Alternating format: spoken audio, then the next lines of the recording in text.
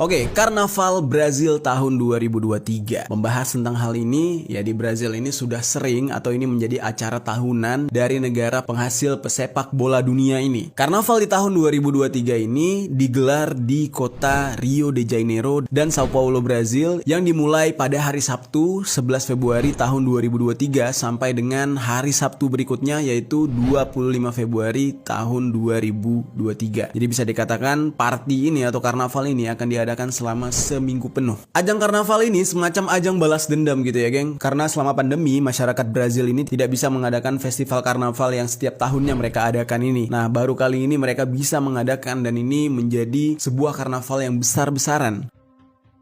Nah seperti yang gue katakan sebelumnya, karnaval kali ini benar-benar menyimpang, yang dimana mereka semacam ingin melawan Tuhan mereka sendiri. Di sini kenapa gue bilang Tuhan mereka sendiri? Karena memang mayoritas dari masyarakat Brazil itu beragama Kristen, pengikut Yesus Kristus. Sehari sebelum acara, yang dimana ini merupakan hari persiapan gitu ya, tepat di tanggal 10 Februari tahun 2023, patung Yesus Kristus yang sangat ikonik, yang sangat besar, terletak di Rio de Janeiro, tiba-tiba tersambar petir. Kalian pasti tahu ya, patung Yesus yang gede banget itu. Kalian bisa lihat dari gambar, ukurannya itu ya, ini berapa ribu kali ukuran manusia gitu, benar-benar besar. Patung ini tersambar petir satu hari sebelum festival dimulai. Yang dimana berarti itu hari dimana persiapan dari festival menyimpang ini akan diadakan. Dokumentasi tentang patung Yesus ini terkena petir itu banyak banget ya kan. Banyak orang yang mengabadikan momen itu. Dan banyak juga di Google kalau kalian cari gitu ya. Nah petirnya itu menyambar di bagian kepala patung Yesus Kristus tersebut. Bagian kepala patung Yesus yang dinamai dengan Christ the Redeemer atau Kristus Sang Penebus itu pun akhirnya rusak. Dan hal ini menjadi sebuah petanda awal di mana karnaval yang akan diadakan keesokan harinya ini akan mengundang musibah. Karena di saat itu kan gak ada yang tahu nih, ternyata karnavalnya itu bertema tentang penyimpangan atau penentangan terhadap Tuhan mereka gitu kan. Nah tapi ya Tuhan mereka mungkin udah tahu duluan gitu ya, makanya dikasih peringatan gitu. Karena menurut gue nih geng ya, apapun agamanya ya, walaupun gue seorang muslim, tapi gue sangat percaya gitu kekuatan alam gitu ya. Karena di mana bumi dipijak, di situ langit dijunjung. Masyarakat Brazil itu dominannya adalah umat Kristen, yang dimana otomatis setiap hari mereka berdoa kepada pencipta yang mereka percaya, yaitu Yesus gitu kan. Nah tiba-tiba segala berkah sudah diberikan tapi malah mereka menyimpang atau berkhianat. Dan jelas itu akan mengakibatkan murka dari semesta ya kan. Ya gue percaya hal itu sih. Karena kalau berbicara tentang Yesus juga di agama Islam, Yesus dikenal dengan Nabi Isa, alias ya termasuk ke dalam nabi yang diimani oleh orang muslim. Oke, kita kembali lagi. Barulah keesokan harinya karnaval ini diadakan. Banyak sekali video dan foto atau dokumentasi yang tersebar yang memperlihatkan kemeriahan dari karnaval ini. Dan semua orang yang mengikuti karnaval ini menggunakan kostum satanik. Nah, ini entah apa ya korelasinya dengan banyak acara sekarang yang menggunakan embel-embel satanik gitu ya. Mau dari Grammy, Super Bowl, terus juga ada beberapa acara-acara lain yang benar-benar secara frontal merepresentasikan bahwa satanisme sudah memegang kendali atau sudah menguasai dunia. Selain memakai kostum iblis, ada juga sebuah patung iblis yang sangat besar yang dibawa atau diarak dalam acara tersebut. Nah, kalau kalian lihat ya dari kostum-kostumnya warnanya mirip ya dengan acara yang diadakan oleh Sam Smith kemarin. Dan bahkan seperti yang kita tahu ya, di dalam tahun ini ada sebuah pertemuan para penganut satanisme atau Satanic Temple yang diadakan di Amerika Serikat secara besar-besaran dan pertama dalam sejarah gitu. Jadi di sini para pengikut satanisme ini benar-benar sudah menunjukkan diri mereka, bahkan mereka menunjukkan eksistensi mereka di dalam sebuah pergelaran acara level nasional atau ya acara sebuah negara. Yang parah di dalam hal ini adalah adegan yang memperlihatkan seseorang yang berpenampilan atau berkostum seperti Yesus, Tuhannya umat Kristen. Di dalam pengadegannya, Yesus ini ditarik serta diinjak oleh iblis. Dan ini bisa dikatakan adalah sebuah pengadegan pelecehan terhadap Tuhan mereka sendiri. Karena mayoritas mereka adalah penganut agama Kristen. Ya tapi kita nggak tahu juga nih ya, penyelenggara acara ini kemungkinan bukan Kristen. Lebih kepada pengikut atau orang-orang yang mengimani satanisme. Tapi ini cukup melecehkan gitu ya. Kalau memang mereka bukan berasal dari orang Kristen, kenapa mereka harus menghina atau melecehkan Tuhan dari agama lain? Yang mana ini sebenarnya nggak selayaknya dilakukan. Nah, namun semua ini akhirnya harus mereka bayar dengan nyawa. Yang dimana pesta yang seharusnya dilaksanakan selama seminggu penuh malah berubah menjadi bencana yang sangat besar di tengah-tengah pergelarannya. Jadi belum sampai 1 minggu semuanya harus mereka bayar lunas cash dengan azab yang harus mereka terima. Sebuah bencana menimpa pergelaran acara ini tepat di tanggal 19 Februari. Tiba-tiba di saat itu terjadilah hujan lebat yang menyebabkan banjir dan juga tanah longsor di sepanjang pesisir negara bagian Sao Paulo, Brazil Tenggara. Jalan-jalan di sepanjang daerah pesisir akhirnya ditutup oleh pemerintah karena banyaknya tanah longsor dan adanya kerusakan jalan serta beberapa rumah karena disebabkan oleh badai. Menurut informasi ya, area bertekanan rendah di lepas pantai Brazil membawa aliran darat yang lembab menyebabkan curah hujan yang signifikan di wilayah tersebut. Nah, ini menurut ya data ilmiahnya. Lalu sementara itu, pegunungan Sao Paulo meningkatkan curah hujan melalui pengangkatan orografis. Kalau kita jelaskan secara ilmiah ya, memang semua ini masuk akal gitu ya, ada perhitungannya gitu, ada datanya. Tetapi yang jadi pertanyaannya adalah secanggih-canggihnya alat yang diciptakan manusia untuk memprediksi cuaca kok masih bisa kecolongan? Kenapa mereka mengadakan festival di saat curah hujan yang cukup besar dan bisa menyebabkan bencana banjir kayak gini? Ya secara logikanya kalau memang mereka udah punya ahli, pasti ahlinya udah ngecek dulu dong. Ini di tanggal sekian, hujan atau enggak, badai atau enggak, aman atau enggak. Tetapi di dalam kejadian ini tidak ada yang kebetulan. Semuanya semacam sudah menjadi rencana yang sudah diatur oleh Yang Maha Kuasa. Di saat mereka sangat yakin acara mereka akan meriah, acara mereka akan lancar, tiba-tiba semuanya berubah menjadi bencana. Jadi seberapa kuat pun gitu ya pihak pemerintah dalam memprediksi cuaca di saat itu, semuanya berubah jadi musibah hanya dalam waktu 1 detik. Dan di sini banyak yang menyadari apa yang mereka lakukan ini adalah sesuatu yang menyimpang yang harus mereka terima gitu geng ya. Bahkan presiden mereka sendiri itu akhirnya tertampar oleh kondisi alam yang seolah-olah menegur mereka dengan sangat keras. Yang dimana di saat itu Presiden Luiz Inácio Lula da Silva langsung membuat statement. Dia bilang kayak gini, terkadang alam mengejutkan kita, tapi terkadang kita juga menggoda alam, kata dia. Nah ini yang kayak gue bilang tadi nih, jangan macam-macam gitu ya. Kita boleh berbeda-beda agama, tapi kekuatan semesta, kekuatan dari alam itu nggak bohong. Karena mau bagaimanapun, apa yang kita panjatkan, apa yang kita ucapkan, apa yang kita doakan, itu didengar oleh semesta tempat kita berpijak gitu. Jangan kita hanya berdoa ketika kita membutuhkan, ketika kita sedang jatuh, tapi ketika kita sedang bersenang-senang, kita melupakan sosok yang selalu kita doakan dan bahkan malah kita hinakan gitu di saat kita sedang bersenang-senang. Nah inilah akibatnya geng. Oke, kita balik lagi nih geng. Di dalam kepercayaan manapun sudah sangat jelas tertulis di setiap kitab sucinya gitu ya, bahwa penghinaan terhadap Tuhan itu tidak bisa ditoleransi. Kita ambil contoh, menurut informasi, agama yang dianut oleh warga Brazil itu kebanyakan adalah Katolik Roma dan juga agama Protestan yang menjadi agama kedua paling banyak dianut oleh warga Brazil. Yang mungkin dua agama ini sebenarnya berbeda, tetapi yang diimani tetap satu, yaitu Yesus gitu kan. Nah berarti kita ambil salah satu kalimat yang sangat jelas di dalam kitab Injil, yang mana ini tertulis jelas di dalam Alkitab Injil Imamat bab 24 ayat 16 yang bunyinya kayak gini nih. Siapa yang menghujat nama Tuhan, pastilah ia dihukum mati dan dilontari dengan batu oleh seluruh jamaah itu, baik orang asing maupun orang Israel asli. Bila ia menghujat nama Tuhan, haruslah dihukum mati.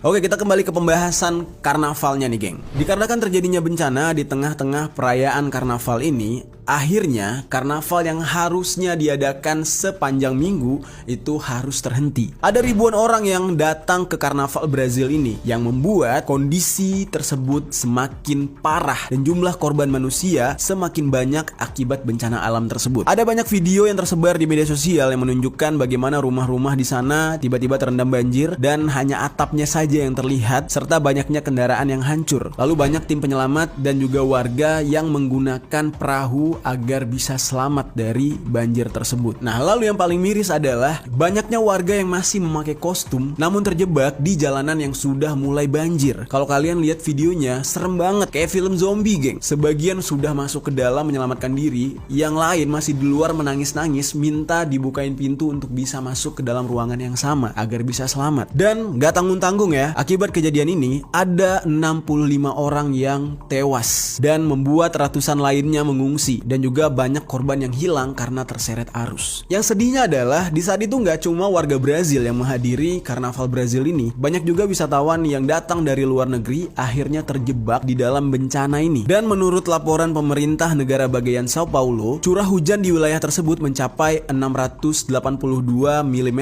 atau 26,9 in dalam waktu 24 jam. Dan ini merupakan salah satu curah hujan tertinggi yang pernah terjadi di Brazil dalam waktu sesingkat itu. Kayak diguyur sama Tuhan sejadi-jadinya gitu, geng ya. Gak ada mendung dulu, gak ada gerimis dulu, baru hujan gede, enggak. Langsung lebat aja, brub gitu. Gimana mau nyelamatin diri tuh? Bisa emang.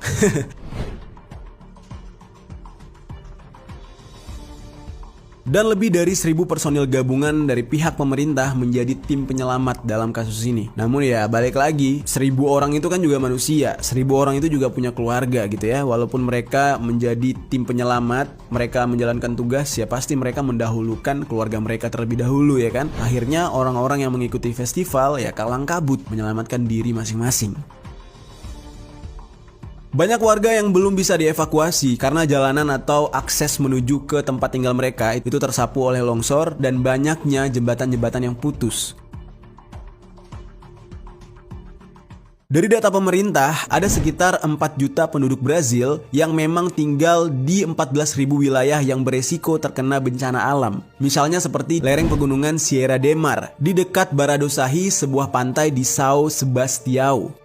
Dari perkiraan cuaca, itu menunjukkan kalau hujan lebat akan terus berlanjut di daerah pesisir Sao Paulo. Dan kondisi ini akan semakin memperparah kondisi di Sao Paulo, Brazil. Dan ini akan menghalangi tim penyelamat untuk bisa mengevakuasi para korban.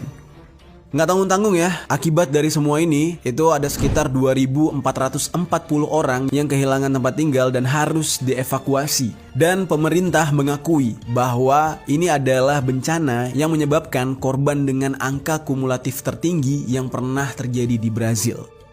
Namun di sini ada hal yang lucu ya, geng ya. Setelah bencana terjadi, tiba-tiba Presiden Luiz Inácio Lula da Silva langsung menyarankan kepada masyarakatnya dia untuk tidak lagi membangun rumah di daerah yang berisiko tanah longsor dan banjir besar. Yang jadi pertanyaannya adalah kenapa negara mengizinkan? Kan gitu. Membangun rumah kan pasti ada izinnya dulu dari pemerintah gitu. Apa mungkin beda kali ya peraturan di Brazil, nggak sama kayak di Indo mungkin. Tapi gue nggak tahu juga. Tapi di Indo malah jauh lebih baik ya. Pemerintah kita kalau memang tidak mengizinkan membangun rumah di sebuah tempat, ya jelas akan digusur. Contoh seperti yang terjadi di Jakarta. Banyaknya rumah-rumah yang dibangun di pinggiran sungai akhirnya digusur. Semua itu demi kenyamanan bersama dan menghindari banjir, dan juga menyelamatkan orang-orang yang nantinya beresiko bisa terseret arus banjir, menjadi korban gitu. Aduh, ini benar-benar nggak habis pikir gitu ya. Bisa begini jadinya gitu. Kok nyampe gitu ya otaknya buat menyepelekan Tuhan, buat menghina dan merendahkan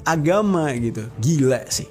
Nah, lalu kemudian pada hari Senin 20 Februari tahun 2023, presiden mereka yaitu Luiz Inácio Lula da Silva barulah mengunjungi daerah-daerah yang terkena bencana alam menggunakan helikopter. Di saat itu dia mengamati Sao Paulo dari udara dan melihat bagaimana rusaknya kota Sao Paulo ini. Lalu setelah itu barulah presiden ini bertemu dengan gubernur Sao Paulo yang bernama Tarcísio de Freitas di Teater São Sebastião. Presiden Brazil ini bersama para kabinetnya berjanji untuk membantu membangun kembali kota yang sudah hancur ini dengan memberikan bantuan pembangunan rumah baru di tempat yang lebih aman bagi warga di sana. Dan ini menjadi PR yang mungkin akan bikin pusing pemerintah ya, karena fasilitas infrastruktur yang ada di Sao Paulo itu benar-benar hancur semua. Misalnya kayak akses jalan raya, rumah sakit, sekolah, semuanya itu harus dibangun lagi. Dan gak tanggung-tanggung ya, ada sebuah jalan raya yang menghubungkan Mogi das Cruzes dengan Bertioga di negara bagian Sao Paulo itu bakal ditutup selama 6 bulan. Gila gak tuh? Karena gara-gara kejadian ini, akses jalan di sana jadi rusak dan juga kerusakan parahnya pada sistem drainase di jalanan tersebut. Kacau banget, geng.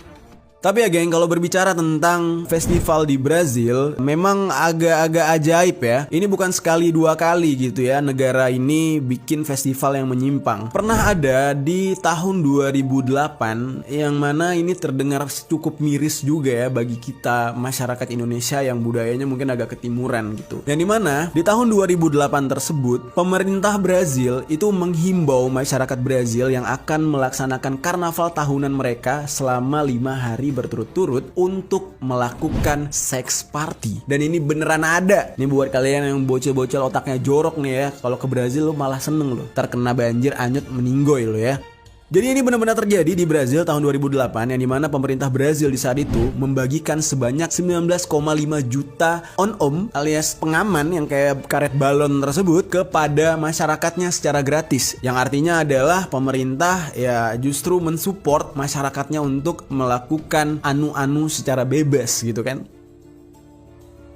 Ya memang kalau dipikir-pikir ini adalah sebuah langkah yang justru aman gitu, karena membagikan alat kontrasepsi ya kan, karena ya namanya juga pesta rakyat, party-party, ditambah lagi negara mereka ini negara barat gitu yang bebas banget, udah pasti akan ada party anu-anunya gitu kan. Dan dukungan dari pemerintah dengan membagikan alat kontrasepsi atau alat pengaman ini untuk menghindari banyaknya ya orang-orang yang akhirnya tekdung gitu ya, hamil di luar nikah, dan juga menghindari penyakit menular seksual. Bener sih ya, tetapi dalam hal ini tuh agak gimana gitu kesannya ya. Ketika dikasih benda itu aja tuh bakal membuat bocah-bocah gitu atau orang-orang tua juga otaknya jadi kesana memang gitu. Lah alatnya ada nih gitu ya, barangnya ada nih. Kalau nggak disarungin, kalau nggak dipakai sayang gitu kan. Masa ya ditiup jadi balon ntar terbang ke Amerika ditembak lagi Cina lagi yang salah. Enggak, maksudnya pemerintahnya aja udah mancing gitu. Bukannya disuruh berdoa untuk ya Brazilnya jauh lebih baik, malah disupport untuk anu-anu bersama.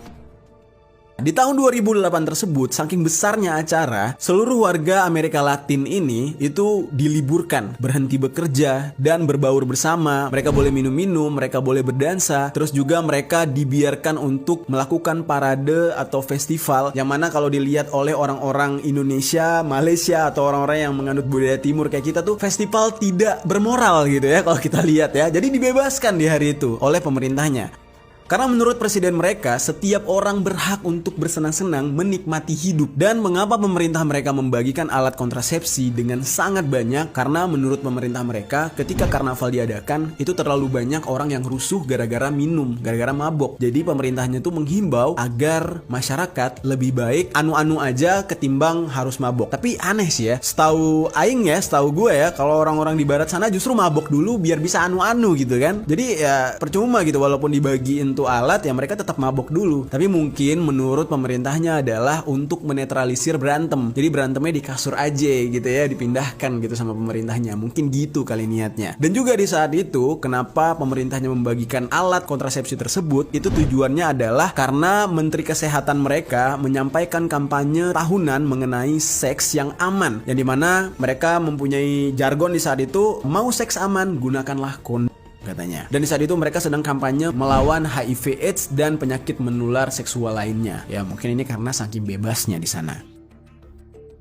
Dan untuk saat ini, Brazil masih memulihkan kondisi mereka, terutama di kota Sao Paulo, yang mana kota ini menjadi pusat karnaval satanik yang menghina Yesus Kristus. Ya, kita tunggu aja nanti kabarnya bagaimana. Walaupun mereka melakukan kesalahan, kita harus tetap doakan yang terbaik ya buat para korban di sana. Semoga ya dengan adanya teguran ini, mereka bisa kembali ke jalan yang benar gitu ya, menjalankan kehidupan yang normal, tidak melakukan penyimpangan kayak gitu, tidak menentang-nentang alam dan semesta gitu ya. Dan cerita ini semoga menjadi pelajaran juga buat kita nih, masyarakat Indonesia, Malaysia, Singapura, Brunei, dan ya tetangga-tetangga lain gitu ya. Karena apa yang terjadi di sana itu benar-benar sebuah contoh balasan yang ditunjukkan secara instan karena mereka mencoba untuk menyenggol alam. Nah, jangan sampai kita juga melakukan hal yang sama.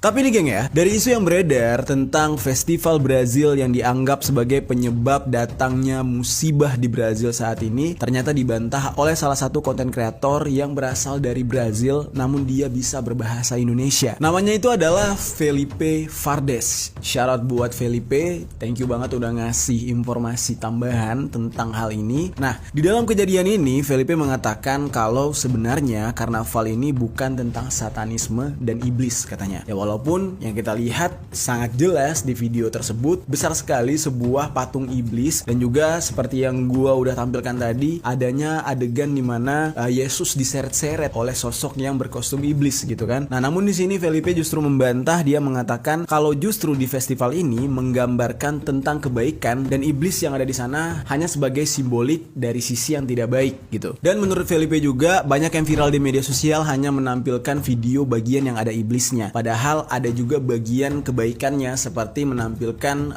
Yesus Kristus dan lain-lain. Jadi di sini Felipe ini menekankan kalau acara festival ini bukan acara persembahan untuk iblis, dan mengenai hujan deras yang terjadi di Brazil, katanya itu memang sering terjadi di bulan Januari dan juga bulan Februari, dan itu merupakan sesuatu yang biasa katanya. Tapi menurut kalian gimana, geng? Memang sih gue setuju dengan apa yang dikatakan oleh Felipe Verdes ini ya. Januari, Februari di Brazil memang sering sekali hujan, dan bahkan di Indonesia juga musim hujan gitu ya. Tetapi kan fokus kita nih di musibahnya gitu ya. Nah, yang menjadi titik fokus orang-orang sehingga mencocok logikan festival ini sebagai penyebab dari musibah yang terjadi adalah tanggalnya gitu ya. Yang dimana tanggalnya itu kok bisa bertepatan dengan festival atau pesta rakyat di Brazil yang berbau satanisme lalu disambut dengan musibah, yaitu di tanggal 19. Nah, itu yang jadi pertanyaannya. Nah, tapi kembali lagi ya, semua ini menurut kepercayaan masing-masing, menurut keyakinan masing-masing, dan ya semoga dengan apa yang terjadi di Brazil kita bisa mengambil pelajaran dari ini semua. Ya kalau memang ini tidak berkaitan dengan azab yang dimaksud, ya setidaknya kita mengambil hikmahnya bahwa bagaimana caranya kita lebih menghormati alam, lebih menghormati tanah leluhur gitu kan, dengan tidak melakukan hal yang semena-mena ya, agar alam juga bisa bersahabat dengan kita gitu ya geng ya. Dan untuk kalian bisa tinggalkan komentar di bawah tentang apa yang kalian saksikan. Apakah menurut yang kalian lihat festival ini adalah sebuah festival tentang kebaikan untuk melawan iblis, atau justru sebaliknya kalian melihat festival ini adalah persembahan untuk iblis? Coba tinggalkan komentar di bawah.